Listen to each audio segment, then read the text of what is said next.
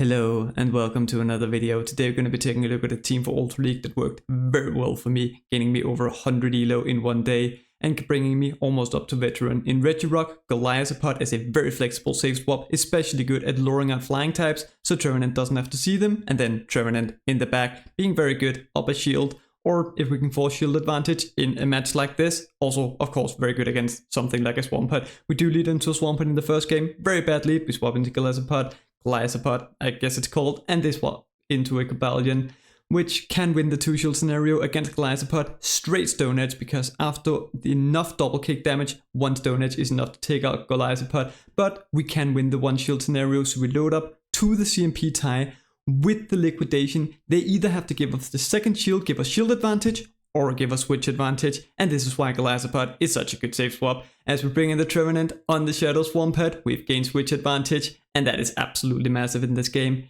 They can't go for a Hydro Cannon, it really doesn't do a lot of damage to the Trevenant, and then they bring in a Jellicent. We bring in the Regirock, and this is a bad matchup for Regirock, but it's not a really bad matchup. We can bring the Jellicent very low, of course it takes 4-3-3 for the serves for Jellicent, and as you can see, 2 serves is not enough to take out the Regirock, so they have to throw 3. And Regirock is very fast at getting to these stone edges, so we can throw the first one.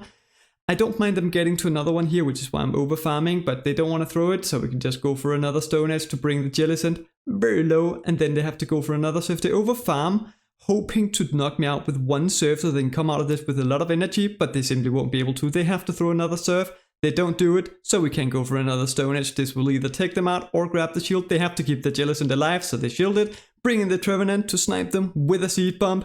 This will of course take out the Jellicent, and now there's only this Swampert left in the back, and the opponent realizes that there's no way they're gonna win it, so they concede the match. Next game, lead into Giratina. A pretty neutral lead for Regirock, but I do want to swap out at some point to find out if there is a fly in the back, but I want to swap out after putting the Giratina into a range where I can potentially Shadow Claw them down with Goliathopod. So I'll go for 1 Stone Edge. My plan is to go for another one as they swap into a Cobalion, and we counter swap into Trevenant. We were a little bit slow on the swap. We should still be able to win the 0-shield scenario, but I think I played a little bit wrong because I hesitate, not thinking that a Shadow Ball plus a Seed Bomb would be enough to take out the Cobalion.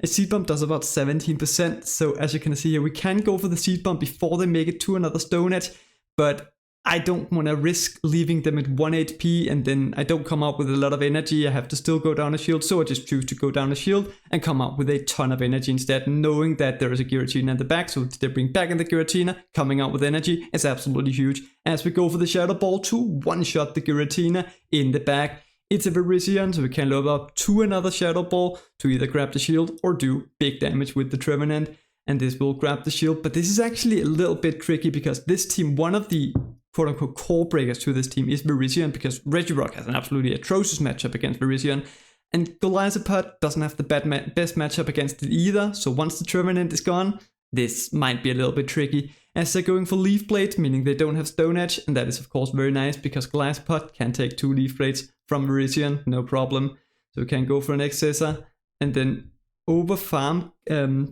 they go for another Leaf Blade. It of course takes 3 for the Leaf Blades, and then we can overfarm after this and then go for the Excessor right before they make it to another one. They have to throw immediately in order to take out Goliathopod, but then they won't be able to come out with a lot of energy. I should have probably just brought in my Regirock after this, but I kind of underestimated Regirock and its bulk.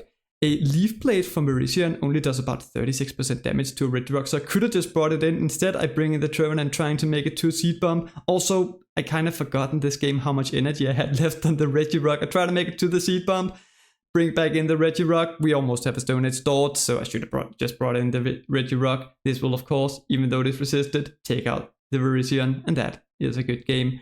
Next game, lead into an Alolan Sandslash. Initially a good matchup for Regirock, but it is a little bit uncomfortable if they start shielding Focus Blast or no shielding Stone Edges. Alolan Sandslash users, in my experience, tend to like to shield their Alolan Sandslash. As we shield up the first drill run, then they bring in a Tapu Fini and we bring in Trevenant. I don't like shielding up the first move usually, and I do think it was a bit of a misplay. I don't like how I played this one. I do play it better later on, because once you shield one move, once you're down a shield, it's a lot more tricky to keep switch advantage. Like when they bring something else in, even though we have a good response in Trevenant, the Tapu Fini can just go for a Moonblast. I realized in this matchup that if I go for a Seed Bomb here, I can take out the Tapu Fini, and then they're going to be able to farm down my Trevenant with something, come up with energy. But I don't really need Switch Advantage, so I can just let my Trevenant go, let them get to a move, and then leave their Tapu Fini energy dry, and then farm down range so I can get energy onto Golisopod, because it doesn't really matter if we get Golisopod on Shadow Lowland Sandslash or Regirock. Both of them have pretty neutral matchups. As we try to snipe them with a Stone Edge, expecting them to shield because we had the Focus Blast loaded, they decide to no shield it, and then they bring in a Toxicroak, and this is a little bit of a problem. We make it to another Focus Blast and go for another Stone Edge. We can make it to another Focus Blast. We have been over farming with Regirock for a long time in this matchup, so maybe they don't expect the Focus Blast. They do shield up the Focus Blast, then they farm Regirock all the way down, come out with a lot of energy on the Toxicroak. The Sludge Bomb is the move that's going to do the most damage for the rest of this game, and I'm not expecting a bait, so we do shield up the first move, make it to the liquidation. I am running X-Scissor. You can also run Aerial Ace. I think both are viable as they make it to another Sludge Bomb on the Toxicroak. The Alolan Sandslash also has energy in the back, so we have to take the Sludge Bomb. Then they can bring in the Alolan Sandslash, and they just about outpace to a move with the Alolan Sandslash. And even though everything is resisted, a Drill Run still takes out the Golisopod, and we unfortunately lose that game. Next game, lead into a Trevenant. As I said in the last video, Rock type into a Grass type. This is obviously to the Rock type's advantage, because 2 Stone Edges is enough to take out the Trevenant, and Regirock is so quick at getting to the Stone Edges that it actually outpaces the Trevenant, because it takes 11 turns to get to Stone Edges and 12 turns to get to the first 2 Seed Bombs. So we can make it to the first Stone Edge to grab the shield, and then make it to another Stone Edge before they make it to the Seed Bomb to either grab a shield or take them out. And then I want to swap out to see if there's a flyer in the back. They bring in the Golisopod, and then they go for a move. I'm expecting them to go for the Shadow Ball, which I do want to shield because Golisopod is not the most tanky Pokemon. They go for the Seed Bomb bait, and then they bring in a Tapu Fini. X-Scissor is actually more energy efficient than Liquidation now, but because both of them are resisted and none of them are doing all that much damage, I think it's worth it to try and go for the defense drop to make the Shadow Claws do more damage, which is why I'm going for the Liquidations here. We don't get the defense drop, and they make it to a Moonblast before we can make it to another move. This will take out Golisopod, but now the Tapu Fini doesn't have all that much energy. It takes 20 turns for the Tapu Fini to get to Moonblast, so I've been counting, and I think they're at it right here, so we catch the move on the Regirock. Also, I feel like I've been seeing this team before. Trevenant in the lead with Tapu Fini in the back. It could maybe be a Swampert in the back as well, because that is a team that, well, I created. Maybe I'm going up against my own team. It is my own team. But they bring in the Swampert. We go up 2 more Shadow Claws, wait a turn to make sure the Seed Bomb is not caught. They don't shield the Seed Bomb, I think almost just conceding the match because the Trevenant is so low that we can just Shadow Claw them down afterwards. And that is another very good game. Next game, lead into another Shadow Swampert. Yikes. Swap into the Golisopod. They swap into a Charizard. You do need 3 Shadow Claws advantage now because X-Scissor now costs more energy to be able to beat Shadow Charizard in the 2 shield scenario. So, and also the Shadow Charizard is just never gonna no shield, so I think it's a pretty safe bait. So we go for the X-Scissor bait, even though it does look risky. They go for the Blast Burn. I was expecting them to go for the Dragon Claw, but they go straight for the Blast Burn. They take us out, and then we still have a shield advantage if they have something else that's not like strong against Trevenant. If they're a little bit core broken, maybe Trevenant can sweep this game. As we let them get to another move here, this should just be a Dragon Claw, and now we can overfarm up to 100 energy with the Regirock. But my opponent actually decides to save the Shadow Charizard for later and give up Switch, giving my Regirock an opportunity to go up against a Pokemon that it actually does quite well against. So we can make it to the first Stone Edge on the Trevenant, to the second one as well. This will either almost take them out as I try to go for the Undercharge to leave them in a range if they no-shielded it, where I could have Shadow Clawed them down, come out with energy on my own Trevenant. They shielded up, so we go for another Stone Edge on 1 HP to take out the Trevenant. The Charizard is still alive, but it doesn't have that much HP. It's not going to be able to get to 3 moves, or that was my opponent's assessment anyways. So they just concede the match, knowing this is Swampert in the back. Next game, lead into another Shadow Lowland Sandslash. I do like how I play this a lot more. We do let the first one go. It does mean that they can go for Ice Punches after landing this Drill Run, but I think this is just a better way to play it as we go up to 100 energy, and then we bait them with the Stone Edge. This will not take them out. A Focus Blast would. They do shield it up. As I'm saying, Shadow Lowland Sandslash users love to shield the Shadow Lowland Sandslash, so I'm just baiting them always as they go for an Ice Punch. Of course, it takes 6 for the Drill Run, it takes 5 for the Ice Punch, so we can't go up before they make it to another Ice Punch, and go for another bait with the Stone Edge. This will be shielded up, and then they try to farm me down. But we just about with 1 HP remaining commit to the Focus Blast. This Focus Blast will absolutely annihilate the entire family of this Shadow Lord and Sandslash, as I'm getting a voice crack as well. They bring in the Goliathopod, but we have a shield advantage and energy, or not energy advantage, switch advantage, as we bring in the Goliathopod on the Goliathopod, expecting that to probably be a Giratina altered in the back, because that's a team that's usually pretty popular. I do want to keep my Goliathopod alive with energy just in case it's a Charizard, because that's also a team that I have seen before, and that would also make a lot of sense. So I don't want to just sacrifice my Goliathopod, leave everything up to Trevenant as we go for an X-Scissor. I was going to go up to right before they make it to another move, and then wait a turn, go for the other X-Scissors to take them out. They swap into the Giratina, and although they do have an energy advantage, this is a very good matchup for Trevenant in the Zero Shield scenario, as they go for the Shadow Sneak after 6. It's 4 for the Dragon Claw afterwards, so we go for the CMP tie with the Shadow Ball. I want to leave my Trevenant as low as possible, to actually try to go for an undercharge here. Unsuccessfully, my Trevenant is a little bit too attack weighted. If the Goliathopod gets the farm down, that would be very bad. It would come down to CMP, but we do make it to the Seed Bomb, and this will take out the Goliathopod, and that is another very, very good game. Next game, lead into an Ampharos. This is where we want to see it, because Goliathopod doesn't want to see it. They bring in a Tapu Fini, and I think this is the game where I make a bit of a mistake. I don't have to shield. If I shield, my Trevenant can come out with a lot of health remaining and a lot of energy from this matchup, and it will be able to get a lot of damage onto the Ampharos, because the Tapu Fini never baits in this matchup. But I don't have to shield, and by going down a shield, if they have something in the back that can core break my backline, I might get in trouble, as we have to go for another Seed Bomb, because otherwise they would have made it to the Moonblast. We will still be able to come up with a lot of health and a lot of energy, but now they bring back in the Ampharos, and most Ampharoses are using Brutal Swing, so we can make it to the Shadow Ball to do big damage, but they keep hold of the shield advantage, and then they go for Brutal Swing with the Ampharos. We can bring back in the Regirock. Of course, we wanted to keep hold of Regirock on the Ampharos in the back. It's a Virizion, and this is a bit of a problem. Down a shield, Goliathopod does not have the best matchup against Virizion. As they throw off the 3, I would probably, at the very least, even if they don't have Stone Edge, just load up 2-5 just to threaten the Stone Edge, but doesn't really make much of a difference, as they can make it to another Leaf Blade. As I say, Goliathopod can lift 2 Leaf Blades quite comfortably, as we go for 1 X-Scissor, and then I'm very much planning to shield the next one anyways, so we can overfarm here instead of trying to go for bad timing, as the opponent throws on alignment instead.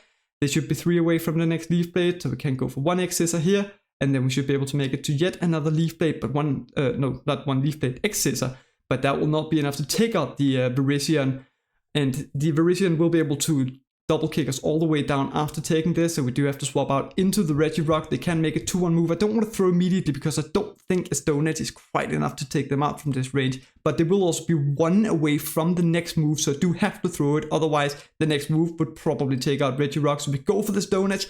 It just about takes out the Virizion. The Ampharos is 2 away from its move, so we can outpace the Ampharos as well to the Stone Edge, and this will also take out the Ampharos. And that was a very close game, but we do end up winning it at the end. Next game, lead into a Mudshot Greedent. Even though Greedent has Mudshot, which is super effective, this is a very good matchup for Regirock. As you're gonna see, they go for a Crunch, does absolutely no damage to Regirock. We by no means have to shield anything here, as we can go for the Focus Blast before they make it to another Crunch. It of course takes 5 for the Crunch, 4 for the Body Slams, as the Focus Blast just does massive damage to the Greedent. And they can just keep spamming crunches, but they just do no damage to Regirock. So we can make it to a Stone Edge before they make it to another crunch. Right before they make it, this will either grab a shield or take out the Greedent. It grabs the shield, but we still don't have to shield this crunch.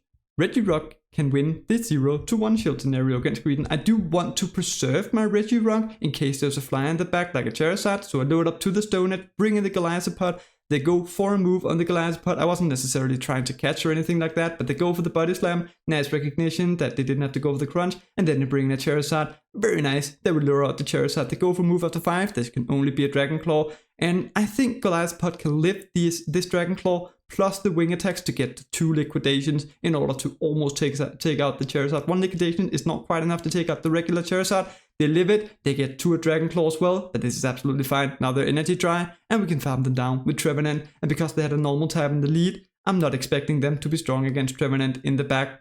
So we bring in the Trevenant, farm down the Charizard. They did come out with 1 Mudshot's worth of energy, so they're 1 away from the, or 4 away from the Crunch. So we can go up to the Seed Bomb on the CMP tire, and they shield it up, meaning they're probably very weak to Trevenant in the back. They really don't want to see the Trevenant as they bait with a Body Slam.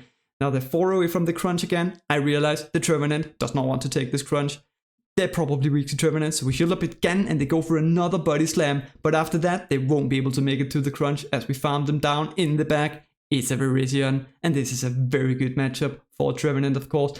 As we go for the Shadow Ball, they can make it to a Leaf Blade, but I don't really know why they're throwing this. In my opinion, they should just concede. I guess some people have different opinions on that. They go for the Leaf Blade, doesn't do a lot of damage, and we make it to another Shadow Ball. And this will of course take out the Virizion, and that is another very good game. By the way, I did face some Virizion leads. I haven't included them in this video. Just know that you sometimes do just get RPS by Virizion leads with this team. They're very difficult to overcome as we lead into Steelix in the next game. And this is one of the reasons why I like Regirock. It beats both Steelix and Registeel. Because it gets to, against Registeel, gets to the Focus Blast at the same time, but it wins CMP. We call the Breaking Swipe from the Steelix. Again, I want to preserve my Regirock. I don't really want to play the bait game. I want to see if there's a fly on the back, but as we bring in the Goliath, they make it to a Breaking Swipe, and then they're going to be able to make it to another Breaking Swipe. I could have probably gone for the CMP there, but I didn't want to risk letting them get an entire Dragon Tail through. I didn't want to go for it on alignment, because then they could have also caught it. So instead I let them get off another Breaking Swipe debuff on Goliath, and Steelix has already brought Goliath very low. We take out the Steelix with an X-Scissor, they bring in a Surf Edge, and this is a pretty good matchup for Goliath, but we are very heavily debuffed as we go for the Liquidation, and then we make it to another Liquidation, which will either grab the shield or put the Surf Edge very low. It grabs the shield, and then we're gonna just let them farm us down because we don't want the Regirock on the Surf Edge, so we're gonna bring in the Trevenant. I'm thinking there is a chance to get the buff with the Night Slash. We don't want to shield the first Night Slash if it is the Night Slash, but I think the chance of them having Brave Bird is higher than the chance of them getting the buff on the first Night Slash. So shield up the first one, it is the Brave Bird, and then we go for the Shadow Ball on the Toxicroak right before they make it to the Sludge Bomb. It barely doesn't take them out, so we catch the Sludge Bomb on Regirock, but we don't want to leave the Regirock with too much health, so I actually stand still, let the Toxicroak bring me very low, and then I take out the Toxicroak, come out with a Stone Edge to throw at the Surf Edge. Because the Surf Edge is so low, they do have to shield this up, and then they can get 1 counter's worth of energy, but it's simply not enough. They will be able to make it to a Brave Bird, where we can just shield this up, and then farm them all the way down afterwards, and that is another very good game. Into the next game, lead into a Pidgeot, dream lead for Regirock. They're of course going to swap out into an Obstagoon, and this is not ideal because Obstagoon can force switch advantage against Golisopod if it's up 1 counter, so we do need to do something to it as they go for an Obstruct after 6, and then we go up to the Focus Blast bait with the Stone Edge because Obstagoon has to shield. It just has to shield, so I think it's a pretty safe bait, and then we can bring in the Golisopod afterwards. They will be able to make it to another Obstruct before we can make it to the X-Scissor, buffing their own defense even more, and also debuffing our defense. And then we can make it to the X-Scissor. I just wanted to check who won CMP. I was pretty sure it was Golisopod. Actually, there is no real reason to check. It is definitely Golisopod, but we do get off the X-Scissor as they get off an Ice Slash after 5. But now we should be able to outpace them pretty much all the way, because it's 5 for the X-Scissors and it's 5 for the Night Slashes, for we can make it to right before they make it to the Night Slash. I wait a turn just to make sure, but I think it wasn't really necessary, and then they make it to the Night Slash. I was expecting them to potentially go for a catch, so I didn't really want to throw an alignment, I think, but they go for another Obstruct, meaning now we cannot pace to the next 2 X-Scissors. But if they shield up one of them, 1 X-Scissor might not be enough because they've buffed their defense so heavily. So they shield up the X-Scissor, trying to get switch advantage, which would be a disaster for us. So we go for the second X-Scissor, and it takes out the Obstagoon, and now we keep switch advantage, which this game just came down to switch advantage, really. Bringing the Trevenant on the Cobalion, they bring in the Pidgeot, we bring in the Regirock. We want to go for the Stone Edge before they can go for for a Feather Dance. The Stone Edge will do big damage to the Pidgeot, and even if they go Brave Bird, yeah, Regirock is just a wall to this Pidgeot. They go up to 12 wing attacks, so they should be 1 away from 2 moves here.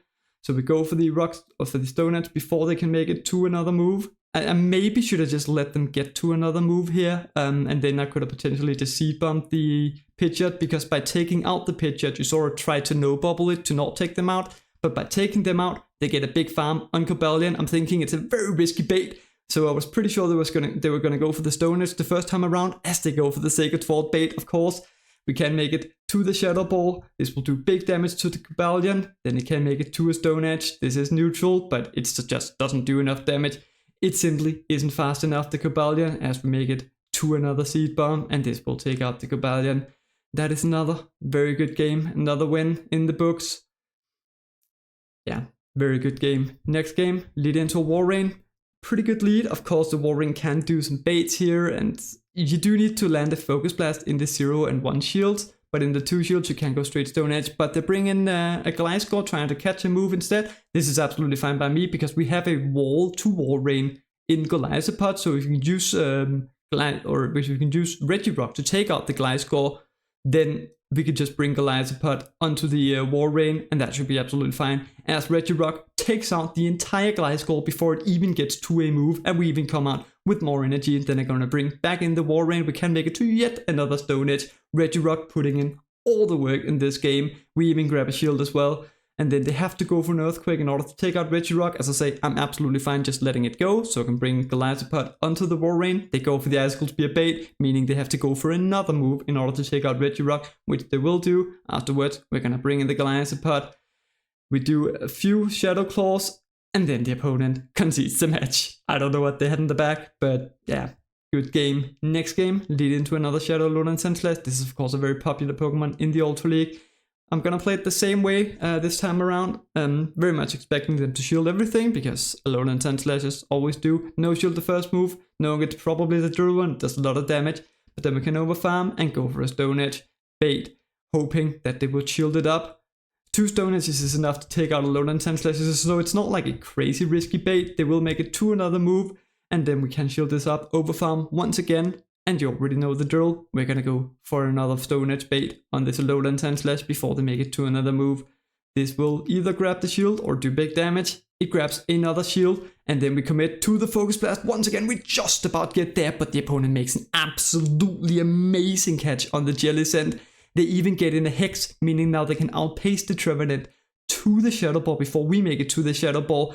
I don't really want to say to shield my Trevenant, because then they're just going to bring in the Alolan Sandslash on it afterwards. So I no shielded, we just about lift the Shadow Ball, get off the Shadow Ball of our own. I want to leave them in farm range for Golisopod, but I overestimate or underestimate how much a Shadow Ball would do. So I take out the Jellicent. Now they're going to be able to bring in the Galarian Weezing to farm down Trevenant, get in 2 Fairy Winds. We can bring in the Golisopod. They make the 2 move after 7. I know the switch timer is up, so I think they might go for an Overheat. They go for a Play Rough instead. After 7, it takes 7, 7, 6. So we can make it to 2 liquidations on the CMP on the next Play Rough if they go for it. And it looks like 2 liquidations will be enough to take them out. So we go for the next liquidation on the potential CMP. They swap out into a Alolan Sandslash. This is also fine, because we still need to throw liquidations into the Alolan Sandslash. So yeah, this doesn't really make much of a difference as they make it to a move. These are of course all resisted, but they still do quite a bit of damage. Going for the Drill one, and I'm saying if you can catch, I can catch as well. So we catch the next move on Regirock, and now we should be able to farm down the Sandslash after this, hopefully, and then come up with a liquidation for the Galarian Weezing. We barely can't farm them down. They just about make it to a move, but the Ice Punch is resisted. Golisopod lifts it. We get to the liquidation on the CMP time with the Galarian Weezing, and this will take out the Galarian Weezing. That is another very good game. Next game, lead into an absolute nightmare lead into a Toxicroak. This thing completely walls Regirock, so we swap into Golisopod, and they respond with a Dark type Goslord, and we have X-Scissor. But Golisopod only wins the Zero Shields up some energy. With no energy, Goslord just wins this in all even shield scenarios. But with 1 Shadow Claws, we can win the Zero Shield scenario.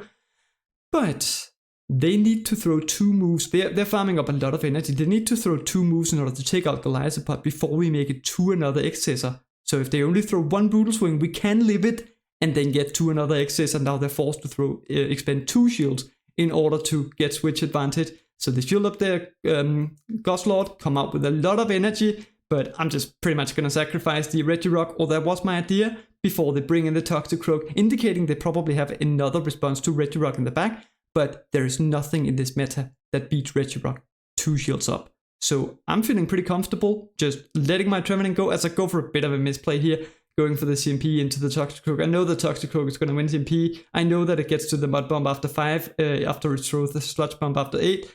I don't know what I was doing here, what I was thinking, but we take out the Toxicroak, leave the Trevenant with not a lot of HP, so the Guzzlord doesn't get a lot of energy. The Guzzlord is very bulky, but it also really doesn't hit very hard, so we can take one Dragon Claw, get to the Stone Edge before they make it to another move. This will take out the Guzzlord. They probably have another response to Regirock, otherwise they wouldn't have swapped out earlier, but that response is a good response to Regirock, but not when Regirock is up 2 shields as we make it to the Focus Blast, and this will of course one-shot the very frail Greninja, and that is a very good game.